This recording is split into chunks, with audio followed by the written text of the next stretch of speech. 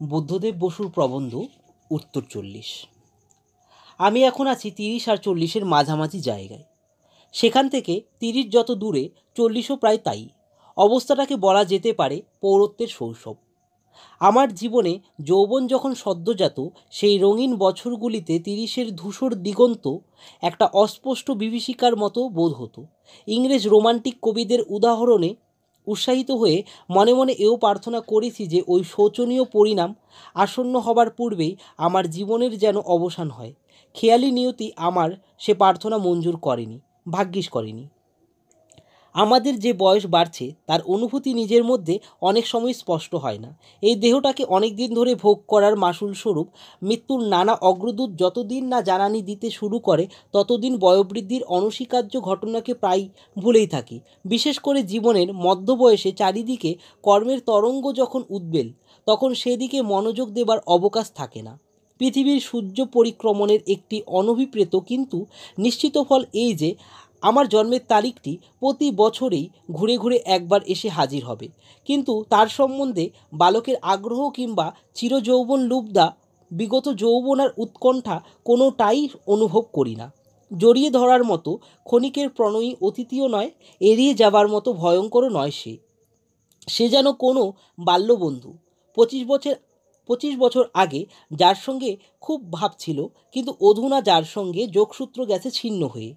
এখন কদাচ রাস্তায় দেখা হলে একটু মাথা নেড়ে আপন কাজের তাড়নায় নির্দিষ্ট পথে ধাবিত হই। ওর বাৎসরিক আবির্ভাব যে যৌবনের চোর এবং জরা ও মৃত্যুর দেহদেশ ব্যাপ্ত পঞ্চম বাহিনী, সে কথা তথ্য হিসেবে নির্ভুল বলে জানি, কিন্তু সত্য বলে অনুভব করি না। তাই বলে এমনও নয় যে বয়স বাড়বার খবরটা আমরা একেবারেই ভুলে থাকতে পারি। মনে করিয়ে দেবার জন্য আছে বাইরের জগৎ। যেমন রেলগাড়ির ভিতরে বসে তার গতিটা উপলব্ধি করতে হলে তাকাতে হয় বাইরের বিপরীত ধাবমান গাছপালার দিকে, তেমনি বহির্জগতের পরিবর্তনের ছবি দেখেই আমরা অনুভব করতে পারি যে আমাদের বয়স বাড়ছে। বয়সের সঙ্গে সঙ্গে আমাদের যে আন্তরিক পরিবর্তন ঘটতে থাকে, প্রকৃতির যে কোনো প্রক্রিয়ার মতোই, তা এমন একটি ছন্দে বাঁধা যে তা সহজে অনুভূত হয় না। আমাদের পুত্রকন্যারা যে বড় হচ্ছে তা যেমন আমরাও বুঝেও বুঝি না, তেমনি আমরা নিজেরাও যে বদলাচ্ছি তাও নিজের কাছে স্পষ্ট হতে হতে অনেকগুলো বছর কেটে যায়। মনে মনে কেমন একটা ধারণা থাকে, এখনও সেই কলেজের ছাত্রই আছি বুঝি। এই তো সেদিন কম্পিত বক্ষে ম্যাট্রিকুলেশনের প্রাঙ্গণে দাঁড়িয়েছিলুম। স্মৃতির ভেলকিতে মাঝখানকার অনেকগুলো বছর ঝাপসা হয়ে আসে। জীবনের অতীতাংশ যতই বহরে বেড়ে চলে, ততই যেন কাছে চলে আসে দূরতর অতীত। বার্ধক্যে বাল্যস্মৃতি হয় প্রিয়তম আলোচ্য। পূর্বজন্মের সংস্কার নিয়ে জীবন যখন অনায়াসে বয়ে চলছে, এমন সময় একদিন দেখি সদ্য MA পাশ করা ছেলেরা আমার কাছে এসে খুব সমীহ করে কথা বলছে। সাহিত্যে যারা নবাগত তাদের নতচক্ষু বিনয় দেখে মুগ্ধ হয়ে যাই। আরও বেশি মুগ্ধ হই যখন দেখি আমার বিরুদ্ধে তরুণতর লেখকদের রসনা ও লেখনির উদ্যম। তখনই বুঝতে পারি আমার বয়স হয়েছে। নবযুবকের দল যদি আমার বিরুদ্ধতা না করত, সেটা হতো প্রকৃতির বিরুদ্ধতা। পূর্ববর্তীকে এই আক্রমণ ওদের যৌবনের স্বাক্ষর, আর আমার আসন্ন পৌরত্বের অভিজ্ঞান। এদিকে হয়তো একদিন দেখা হয় কোনো একটি তরুণীর সঙ্গে, রীতিমতো ভদ্রমহিলা, বিবাহিতা, মাতা, সংসারের বিচিত্র বন্ধনে স্নিগ্ধ ও প্রশান্ত। অবাক হয়ে খবর শুনি যে ইনি সেই বালিকা যাকে কোনো এককালে পাখির মতো গলায় হাসি খুশি আওড়াতে শুনেছিলাম। সেই সঙ্গে দেখি কলেজের সহপাঠিনীকে, সংস্কৃতের অধ্যাপক যাকে ভুল করে ডাকতেন বনশ্রী বলে, তার মুখে পৌরত্বার রেখা স্পষ্ট হয়ে উঠেছে। তারপর হঠাৎ একদিন বন্ধু কন্যার বিবাহের নিমন্ত্রণ পত্র আসে। সব মিলিয়ে আমাকে মনে করিয়ে দেয় যে আমি বয়স্ক। আমাকে বয়স্ক না বানিয়ে ছাড়ে না। নিজের ভিতরের পরিবর্তন সহজে ধরা পড়ে না, কিন্তু বহির্জগতের এই পরিবর্তনের স্রোত বারবার আমার মনের উপরে আঘাত করে বলে যায়, বয়স বাড়ছে, বুড়ো হতে চলেছ। তার পৌনঃপৌনিক পরামর্শকে শেষ পর্যন্ত আর অবজ্ঞা করতে পারি না। বয়স্কোচিত স্থৈর্য ও গাম্ভীর্যের ভাব ধরি। আমি যে আর যুবক নই সে কথা অনায়াসে মেনে নিই, এবং তার জন্য মনে কোনো দুঃখও হয় না। অন্তত আমার তো হয়নি। বরং যৌবনের ঝড়ঝাপটা পেরিয়ে মধ্য বয়সের একাগ্রতায় যে পৌঁছতে পেরেছি, এতে আমি আনন্দিত। আমার মনে হয় যৌবনকে নিয়ে কবিরা চিরকালই কিছুটা বাড়াবাড়ি করেছেন। এত স্তব, এত স্তুতি, এত ছন্দ, সে কার উদ্দেশ্যে? কত মুগ্ধ ভক্তের অর্ঘ্য নিবেদন শতাব্দীর স্রোত পার হয়ে এসে পড়ছে কায়িক যৌবনের একটি মনোহারিণী প্রতিমার পায়ে, যার রূপের অনেকখানি কবি কল্পনা থেকে আহত। আর যেহেতু কবিরা বেশিরভাগই পুরুষ, সেই প্রতিমা নারী দেহেরই অবয়ব দিয়ে গড়া। তাহলে দাঁড়াচ্ছে এই যে নারী দেহে যৌবন সমাগমের যে ব্যঞ্জনাটি প্রাকৃতিক কারণে সুনির্দিষ্ট, তারই বন্দনায় বিশ্বের কবিকুল মুখর। কবিদের পক্ষে খুব প্রশংসার কথা নয় এটা, কিন্তু কথাটা কি সত্য নয়? তবে কবিদের সপক্ষেও বলার কথা আছে। যৌবনের যে সংকীর্ণ সংজ্ঞা আমি দিয়েছি তা হয়তো তারা সম্পূর্ণ মেনে নিতে রাজি হবেন না। তারা হয়তো বলবেন, বিশ্ব প্রকৃতির প্রাণশক্তি যেখানেই প্রকাশিত সেখানেই আমাদের অভিনন্দন ধ্বনিত হয়। সূর্যোদয় আমাদের মুগ্ধ করে, সমুদ্র আমাদের রক্তে ঢেউ তোলে, বসন্তে সবুজ গাছটির দিকে তাকিয়ে চোখে আমাদের পলক পড়ে না। মানুষের দেহে যৌবন বিকাশও সেই প্রাণশক্তিরই একটি উচ্ছ্বাস, তাই সে এত সুন্দর। সে উচ্ছ্বাসের আধার যখন হয় নারী, তখন আমাদের সর্বদেহ মনের ব্যাকুলতা দিয়ে যে তার ভজনা করি, তার কারণ প্রাকৃত হলেও নিতান্তই জৈব নয়।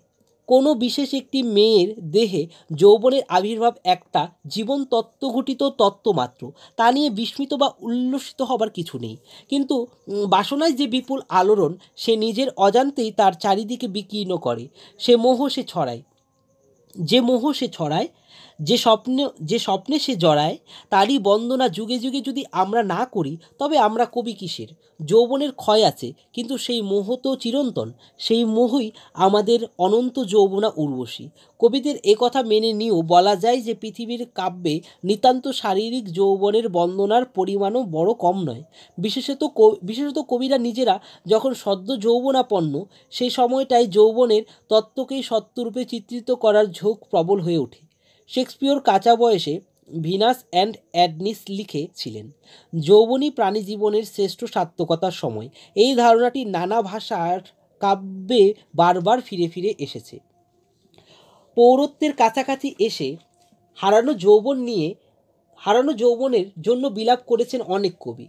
When we are young, a woeful when, রবীন্দ্রনাথও করেছেন, কিন্তু রবীন্দ্রনাথের আক্ষেপের সঙ্গে একটি সূক্ষ্ম হাস্যের চকিত আভা ধরা পড়ে। যৌবন চলে যাচ্ছে তা ঠিক, কিন্তু আমি জানি ও যাবার নয়। তার ভাবখানা যেন এই রকম। তার যৌবন বিদায় যেন তারই বর্ণিত প্রেমিকের বিদায়ের মতো। ভাবছো তুমি মনে মনে এ লোকটি নয় যাবার, দ্বারের কাছে ঘুরে ঘুরে ফিরে আসবে আবার। ওতে অনেকখানি ছল আছে। এ যেন সদর দরজায় বন্ধুকে বিদায় দিয়ে খিড়কির দৌড় দিয়ে তাকে ফিরিয়ে আনা। তাই করুণ বিদায় বাণী বলতে গিয়েও মুখের হাসি চাপা থাকছে না। এই জন্য ক্ষণিকাতে হাসি কান্নার এই বিচিত্র বিজড়িত লীলা, এই জন্য পঞ্চাশদ্দে বলকার যৌবন বন্দনা। রবীন্দ্রনাথ কোনো দিনই যৌবনের তত্ত্বকে বড় করে দেখেননি, তার সত্যকেই দেখেছিলেন। সে কথা স্পষ্ট বলা আছে চিত্রাঙ্গদায়। তার সাধনা যৌবনের আয়ুর উদ্দেশ্যে নয়, তার আত্মার উদ্দেশ্যে, এবং সে সাধনায় আমরা সকলেই জানি কি অসামান্য তার সিদ্ধি। তবে যৌবনের যেটা নিতান্ত দৈহিক দিক, তার নুন আমরা সকলেই কোনো না কোনো সময়ে খেয়ে থাকি। অতএব তার গুণ গাইবার লোক কোনো কালেই বিরল হয় না। তার আবির্ভাব দেহে মনে এমন একটি জন্মান্তরকারী বিপ্লবানে, যার অভিঘাতে কবিতার জন্ম অনিবার্য। আমি শুধু বলতে চাই যে ওই অবস্থাটাকে কবিতায় যতটা সুখের বলে বর্ণনা করা হয়, আসলে তা তত সুখের হয় না, অনেকের পক্ষেই হয় না। নবযৌবনের অকারণ পুলকের সঙ্গে অনেকখানি অনর্থক দুঃখও জড়িত থাকে। যাদের স্বভাব কল্পনা প্রবণ, তাদের পক্ষে সে দুঃখ দুঃসহ হয়ে উঠতে পারে। একদিকে নির্ঝরের স্বপ্নভঙ্গ, অন্যদিকে চারিদিকের পাথরের দেয়ালে নির্ঝরের কপাল ঠুকে মরা। একদিকে আশ্চর্য জাগরণ, বিশ্বজগতের সঙ্গে সচেতন মনের প্রথম রোমাঞ্চকর পরিচয়, অন্যদিকে নিরন্তর আত্মনিপীড়ন, পারিপার্শ্বিকের সঙ্গে সঙ্গতি স্থাপনের অক্ষমতাজনিত যন্ত্রণাভোগ। এক হিসাবে 16 বছরের মতো ছেলের মতো দুঃখী আর নেই। তার নবজাগ্রত বিনিদ্র আত্মচেতনা তাকে এক মুহূর্তের শান্তি দেয় না। সে আর ছোট নেই, পুরোপুরি বড়ও সে হয়নি এখনো। তার চালচলন, হাবভাব, কথাবার্তা সবই কেমন খাপছাড়া। সামাজিক পরিবেশে সে অত্যন্ত অসঙ্গত, এবং সে নিজেও তা জানে। তাতে তার দুঃখ বাড়ে বই কমে না। মনে মনে তার ধারণা যে পৃথিবীটাকে বদলে দেবার জন্যই সে এসেছে, কিন্তু তার ইচ্ছে মতো পৃথিবীর এক চুল বদল হচ্ছে না। সব দিকেই বয়স্কদের পাষাণ রাজত্ব অটুট থেকে যাচ্ছে। এমনকি বাস্তব জীবনে সে নিজেও তার আদর্শকে সবসময় অক্ষুণ্ণ রাখতে পারছে না। প্রায়ই ঘটছে স্খলন পতন, এবং এ নিয়ে তার মনে একটি বিক্ষোভের তোলপাড় অবিশ্রান্ত চলেছে। শুধু তাই নয়, তার এই দুঃখ যে নিতান্ত নিঃসঙ্গ, কারণ দুঃখটা যে তার ঠিক কী নিয়ে তার ধারণা করার মতো পরিণত চিন্তাশক্তি তার নেই। তার উপর মুখের কথায় মনের ভাব প্রকাশ করার কৌশলও সে শেখেনি। তাই ঠিক তার মনের কথাটি কাউকেই সে বলতে পারে না, খুব অন্তরঙ্গ বন্ধুকেও না। বোবা দুঃখের বোঝা অসহায়ভাবে তাকে বয়ে বেড়াতে হয়। যেসব উপলক্ষে তার দুঃখের অনুভূতি প্রবল হয়ে ওঠে, সেগুলি প্রায়ই তুচ্ছ। পরবর্তী জীবনে যেসব স্মরণ করে হয়তো তার হাসি পায় কিংবা পায় না। যারা একেবারেই পাকা হিসেবিয়ানার উচ্চচূড়ায় অধীরূঢ় না হন, তাদের পক্ষে হাসি না পাওয়াই স্বাভাবিক। কারণ উপলক্ষটা যাই হোক, দুঃখটা তো বাস্তব, সেটাকে অস্বীকার করা যায় না। শিশু তার পুতুলের পা ভাঙলে কাঁদে, আমাদের চোখে কারণটা অতি তুচ্ছ, কিন্তু তাই বলে তার দুঃখটা অবাস্তব নয়। সে দুঃখের স্থায়িত্ব হয়তো অল্প, কিন্তু তীব্রতা অসাধারণ। শেলির বিষয়ে লিখতে গিয়ে ফ্রান্সিস টমসন ঠিকই বলেছিলেন যে শিশুর দুঃখ যেমন ছোট, শিশু তো তেমনি ছোট। মানুষের পক্ষে ছোট দুঃখই দুঃসহ। কথাটা এত সত্য যে বলবার যোগ্যই হতো না, যদি না দেখা যেত যে ব্যবহারিক জীবনে আমরা প্রায়ই এটা ভুলে থাকি। নব যৌবনের এই যে ছবি আমি আঁকলুম, তা সকল বয়স্কজনের স্মৃতির সঙ্গে মিলবে কিনা জানি না। আমি অবশ্য আমার নিজের অভিজ্ঞতা থেকেই বলছি। হয়তো আমি অত্যন্ত বেশি ভাবপ্রবণ ছিলুম বলে অত্যন্ত বেশি কষ্ট পেয়েছি। আমার স্পষ্ট মনে আছে, আমার বয়স যখন 18 পাড়ায় আমার মনে মনে এও প্রার্থনা জানিয়েছি আমি মনে মনে এও প্রার্থনা জানিয়েছি, ঈশ্বর আমাকে খুব শিগগিরই বুড়ো করে দাও, তাহলে বাঁচি। এই প্রার্থনায় আন্তরিকতার অভাব ছিল না, কেননা চারিদিকে তাকিয়ে দেখেছি বয়স্কদের প্রশান্ত নিশ্চিন্ত জীবনযাত্রা। তারা খায় দায়, আপিস করে ঘুমায়, কিছু নিয়ে ছটফট করে না। এদিকে আমি কত কিছু নিয়েই দিনরাত জ্বলে পুড়ে মরছি। সে বয়সও এটা বুঝেছিলাম যে আমার অতি তারুণ্যই এই যন্ত্রণাভোগের হেতু। বুড়োদের যতই না মুখে ঠাট্টা বিদ্রুপ করেছি, মনে মনে তাদের ঈর্ষা না করেও পারিনি। আমার সেই কাঁচা বয়সের মন ছিল এত বেশি অনুভূতিশীল যে সেটা প্রায় একটা ব্যাধির মতো। যে কোনো দিক থেকে একটুখানি হাওয়া দিলেই আমি উদ্দাম হয়ে উঠতাম। নিরন্তর ঘাত প্রতিঘাতে নিজেকে এক এক সময় মনে হতো ঝড়ের ঝাপট খাওয়া ক্ষত বিক্ষত নৌকোর মতো। এতদিনে যৌবনের উত্তলতা পার হয়ে এসেছি, শান্ত দিগন্ত দেখা যাচ্ছে চোখের সামনে। যদি দেবতা এসে বর দিতে চান, তোমাকে আবার 18 বয়সের যুবা করে দিচ্ছি, আমি হাত জোর করে বলবো, দোহাই প্রভু, তোমার বর ফিরিয়ে নাও। 18 বছর বয়স হবার দুঃখ একবার যে পেয়েছে, সে কি আবার সেখানে ফিরে যেতে চাইবে? অনেকে বলেন, আহা, শিশুরা কি সুখী, যদি আবার শিশু হতে পারতুম। কথাটা চিন্তা করে বলে না। শিশুর মন সচেতন নয়, তার কল্পনা আছে, চিন্তা নেই। তাই তার সুখ দুঃখ কুয়াশার মতো ব্যাপ্ত কিন্তু অনবয়ব। আর বয়স্কদের শাসনে শিশুর জীবন এমন আষ্টেপৃষ্টে জড়িত যে আমার তো মনে হয় তার জীবনের দুঃখের ভাগই বেশি। কোনো রকমে যে একেবারে সাবালক হয়ে উঠতে পেরেছে, সে যে কী করে আবার শৈশবে ফিরে যাবার ইচ্ছা প্রকাশ করতে পারে, আমার তা কল্পনার অতীত। ঠিক তেমনি অবিশ্বাস্য মনে হয় যখন কোনো বয়স্ক লোক তারুণ্যের উন্মত্ততায় আরও একবার ঝাঁপ দিতে চায়। এটা ভালোই যে আমার জীবনে তারুণ্যের উন্মাদনা শেষ হলো। বছরগুলোর উপহার স্বরূপে পেলাম কিছুটা স্থৈর্য ও ভারসাম্য। যে কোনো ক্ষণিক আকস্মিক হাওয়ায় আর আন্দোলিত হতে হয় না আমাকে। একটি মুহূর্তের একটি অনুভূতি আর মনকে কানে ধরে নাচিয়ে বেড়াতে পারে না। যখন তখন যে কোনো কারণে বা অকারণে চিত্তবিক্ষেপ ঘটে না, হাতের কাজে সম্পূর্ণ নিবিষ্ট হতে পারি। এদিকে অবকাশ সম্মুখের আনন্দকেও খামোখা মন খারাপের হাওয়া এসে মলিন করতে পারে না। রাগ চাপতে শিখতে উদ্যত অভিমানকে একচরে দাবিয়ে দিতে ফুটো কলসি থেকে জলের মতো ভালোবাসা আর যেখানে সেখানে ঝরঝর করে ঝরে পড়ে না। তুচ্ছকে তুচ্ছ বলে অবজ্ঞা করার শক্তি পেয়েছি। জীবনের দুঃখের ভাগ আশ্চর্য রকম কমে গিয়েছে।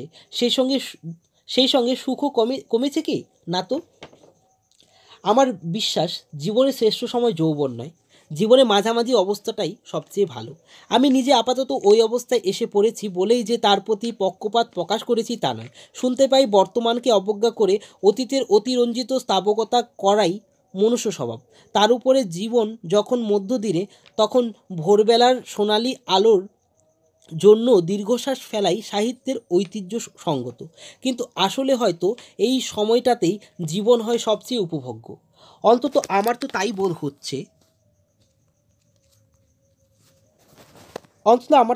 হচ্ছে। দেহের ও মনের, ইন্দ্রিয়ের ও বুদ্ধির পরিপূর্ণ শক্তির আমি এখন অধিকারী। জড়ার আভাসমাত্র পাওয়া যাচ্ছে না, অথচ যে শক্তি যেখানে সেখানে ডন কিহোটীয় চালে অন্ধবেগে ধাবিত হচ্ছে না, তাকে সংহত রেখে তার যথাসম্ভব সুমিত প্রয়োগের বিদ্যা আমার শেখা হয়েছে। কাঁচা বয়সে জীবন ছিল গুরুজনের শৃঙ্খলে বাঁধা। এখন আমি স্বাধীন, নিজের জীবিকা একান্তরূপে নিজে উপার্জন করি। আমার উপর কথা বলবার কেউই নেই। স্বপার্জিত অন্যের প্রথম স্বাদ আমার মনে এনেছিল এক রোমাঞ্চকর অভিজ্ঞতা। সে রোমাঞ্চ এতদিনের অভ্যাসের চাপেও একেবারে নষ্ট হয়নি। জীবিকা অর্জনের যে পরিশ্রম ও বিরক্তি, সেটা কখনোই যে নিপীড়ক বলে বোধ হয় না তা বলবো না, কিন্তু মোটের উপরে ওটা নিয়ে আমি আপত্তি করি না। তার বিনিময়ে যে স্বাধীনতা পেয়েছি তাতে ক্ষতিপূরণ হয়েও অনেকখানি উদ্বৃত্ত থাকে। তার উপর আমি বিশেষভাবে ভাগ্যবান, কারণ আমার জীবিকার কিছু অংশ আমার আনন্দের সঙ্গে মিলিত। আমাকে যে সব সময়ই নিরানন্দ ও অপ্রিয় কাজ করতে হয় না, এজন্য নামহীন অদৃষ্টের কাছে আমি কৃতজ্ঞ আছি। তরুণ বয়সে মনে মনে ভয় ছিল যে পৌরত্বের প্রভাবে আমারও হৃদয়বৃত্তি হয়তো নিঃসার হয়ে আসবে, কিন্তু এখন দেখছি যে তা হলো না। বিশ্বজগতের সঙ্গে এখন আমার কি সম্বন্ধ সেটা স্পষ্ট করে বোঝার যখন চেষ্টা করি, তখন দেখতে পাই যে নবযৌবনের শক্তি তার অনুভূতিশীলতায়, আর দুর্বলতা তার ভারসাম্যের মাত্রা জ্ঞানের অভাবে, আর পরিণত বয়সের শক্তি তার সংযমে ও বিচার বুদ্ধিতে, দুর্বলতা তার হৃদয়বৃত্তি ও উৎসাহের ক্ষীণতায়। কিন্তু এমন একটা অবস্থা নিশ্চয়ই আছে যখন উভয় শক্তির মিলন ঘটে, নয়তো পৃথিবীতে এত বড় বড় কর্ম সম্পূর্ণ হতে পারত না। সেটাই মধ্যবয়স। দেখতে পাচ্ছি পৃথিবী সম্বন্ধে আমার কৌতূহল ও আনন্দবোধে এখনও মরচে পড়ার লক্ষণ নেই। অশীতল উৎসাহ নানা কর্মস্রোতে বয়ে চলছে। কাঁচা বয়সের অনুভূতির প্রবলতা আপনাতে আপনি সম্পূর্ণ, তার প্রয়োগবিদ্যা তখনও অনায়ত্ত। তাই ও বয়সে ভালো কবিতা লেখা সম্ভব হলেও অন্য কোনো দিকে কাজের মতো কাজ প্রায় কিছুই হয়ে ওঠে না। নবযৌবনের ব্যর্থতা প্রকৃতিরই নির্দেশ। অনেকখানি অপব্যয় না করে প্রকৃতি কিছুই গড়তে পারে না। মানুষের দেহ যেমন বহু শতাব্দীব্যাপী বিবর্তনের ফল, তেমনি শৈশব যৌবনের বিস্তর বাজে খরচের ফলেই মানুষের পরিণত মন গড়ে ওঠে। এখন আমরা অনুভূতির সঙ্গে মিলেছে পর্যবেক্ষণ। উৎসাহের উচ্ছলতা বুদ্ধির শাসনকে অঙ্গীকার করে নিয়েছে। প্রতিদিনের হাতে এই শিক্ষায় আমি পাচ্ছি কেমন করে মনের সচেতনতা ও হৃদয়ের সংবেদনাকে যৌথভাবে প্রয়োগ করতে হয়। আর এখানে নবযুবকের উপর আমার জিত। বিশ্ব প্রকৃতিকে যেন এইমাত্র প্রথম দেখলুম। নবযৌবনে এ আনন্দ অস্পষ্ট ভাবনিহারিকার আকারে মনের আকাশে আচ্ছন্ন করে রাখে। সে আনন্দ অনেকটা নিপীড়নের মতো তার বিদ্যুৎময় স্পর্শ পায়, নিঃশ্বাস কেড়ে নেয়। কিন্তু এখন বিশ্ব প্রকৃতির সঙ্গে আমার যে সংযোগ, সেটা শুধুমাত্র একটা ভাবার নয়, সেটা একটা রূপও বটে। তাকে শুধু অনুভবই করি না, চোখেও দেখি। এই দেখার পটভূমিকায় আছে অতীত জীবনের সঞ্চিত অচেতন অভিজ্ঞতা। তারই আলোয় বস্তু স্পষ্ট আকার নেয়। যা ছিল হাওয়া তা হয়ে ওঠে ছবি। অল্প বয়সের বাষ্পাকুল মন কিছুই দেখে না, শুধু অনুভব করে। তাই তার আনন্দের মধ্যে দুঃখের পরিমাপ এত বৃহৎ। সেই ভাববিহ্বল তারুণ্যের লীলা আজ আমার আশেপাশে চোখ মেলে দেখেছি, আর মনে মনে হাসছি। সে হাসি ঈর্ষার নয়, করুণার নয়, ব্যঙ্গেরও নয়, সে হাসি সস্নেহ। ওর মধ্যে আমারই অতীতের ছবি দেখতে পাচ্ছি। ওখানে চলেছে আমারই পুনর্জন্ম। এদিকে আমি নির্লিপ্ত হয়ে কোণের আসনটিতে বসে দেখছি, এর চেয়ে উপভোগ্য অবস্থা আর কি হতে পারে। এই অবস্থায় আরও 20 বছর হয়তো কাটাতে পারবো, এমন আশা করা হয়তো অন্যায় হয় না। আরও 20 বছর, ভাবতে পারি না এই 20 বছর আরও কি ঘটবে, আরও কি অভিজ্ঞতা আমার জন্য অপেক্ষা করছে জানি না। কিন্তু আপাতত আমি আমার এই সদ্য আগত মধ্যজীবনকে সম্ভাষণ জানাই, সানন্দে তাকে বরণ করি। সে আমাকে পূর্ণ করেছে, আশা করি আমিও তাকে কিছু ফিরিয়ে দিতে পারবো। আপাতত আমার নতুন পাওয়া শিশু বয়স্কতার গৌরবে শীতের এই সকালবেলার রোদ্দুরে পিঠ দিয়ে আমি বসলুম। জীবনের স্রোত চোখের উপর দিয়ে বয়ে যাক, আমি চুপ করে দেখি। উত্তর 40, 1943।